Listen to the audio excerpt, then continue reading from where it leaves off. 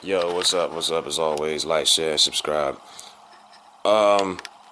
So apparently ESPN is gonna retool the ESPN Countdown show that features Michelle Beadle, Paul Pierce, Chauncey Billups, and Jalen Rose.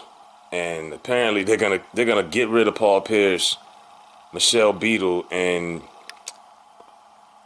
Chauncey Billups, and they're gonna keep Jalen Rose. Now I don't think Chauncey Billups is a bad analyst. I think Chauncey's pretty solid, but Michelle Beadle, I've never been a fan of Michelle Beadle. I remember when she was very critical of Kawhi Leonard. She's a Spurs fan.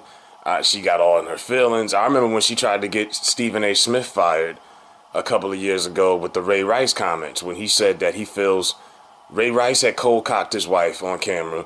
And then it came out that his wife apologized because she said she had hit him first and she had spit on him. And she basically said she provoked him into hitting her. And Stephen A. said, well, there's a point to this. Some women do provoke men into being violent with them, which is true.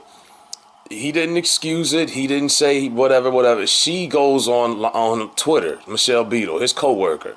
Now, mind you, this is when ESPN is all in Bristol, Connecticut. This is before they had the LA office, the New York office, studios. They're all in the same building, you know. Instead of approaching Stephen A. in private and saying, hey, I was very offended by what you said. No, this white devil bitch, she goes on Twitter and blasts him online and says she was offended and this and that and this and that. She was trying to get him fired. And that's all that was. And then she starts this whole anti-women Stephen A. Smith movement. And Stephen A. was basically forced to come on television the next day and apologize. And he got suspended for a little bit. And I'll never forgive her for that. I just thought that was real low. She could have did that in a private setting. She was trying to get him fired. You can't convince me either way. And now this whole Kevin Durant situation where the Warriors have pressured him into playing the organization, knowing he wasn't healthy. I don't want to hear anything Michelle Beadle's got to say about KD and sympathy. Because listen to her comments when Kawhi Leonard did the same thing a few years ago where Kawhi Leonard refused to play and he was hurt, and she's a Spurs fan. What part of Kawhi Leonard's behavior in the last year and every story that's come out in the last several weeks says anything about this dude having any of the qualities that a leader is supposed to have? You don't talk, you don't defend yourself. Now you got stories coming out that you're coming off as an obnoxious diva.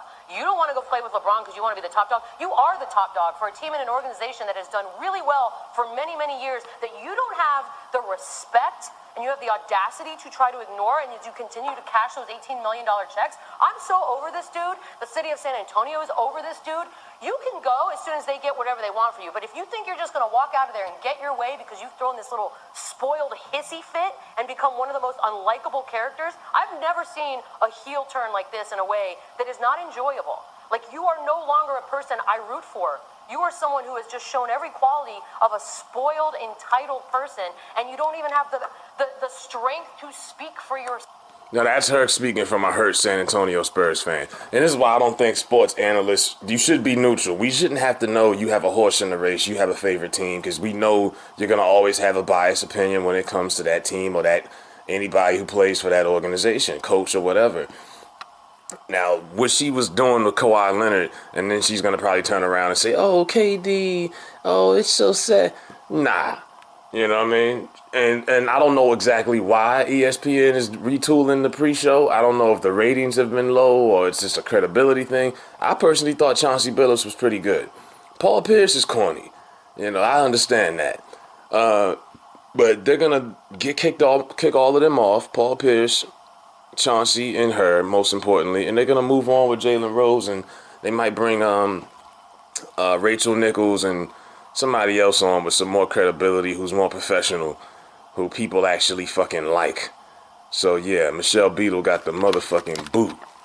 It's about damn time too.